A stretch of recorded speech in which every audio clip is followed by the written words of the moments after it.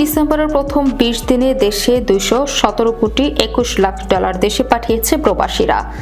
প্রতি ডলার 122 টাকা ধরে দেশীয় মুদ্রায়, যার পরিমাণ 26,500 কোটি টাকার বেশি। এই হিসাবে প্রতিদিন গড়ে দেশের রেমিটেন্স এসেছে 10 কোটি 86 লাখ ডলার। রোববার বাংলাদেশ ব্যাংকের হালনাগাদ প্রতিবেদন থেকে এ তথ্য জানা গেছে। কেন্দ্রীয় ব্যাংকের হালনাগাদ প্রতিবেদন অনুযায়ী 14 ডিসেম্বরের প্রথম 20 দিনে দেশে 217 কোটি 21 লাখ ডলার রেমিটেন্স পাঠিয়েছেন প্রবাসীরা। এর মধ্যে রাষ্ট্রায়ত্ত ব্যাংকগুলোর মাধ্যমে এসেছে 37 কোটি 13 লাখ ডলার। পাশাপাশি বিশেষায়িত ব্যাংকগুলোর মাধ্যমে রেমিটেন্স এসেছে 21 কোটি 52 লাখ ডলার।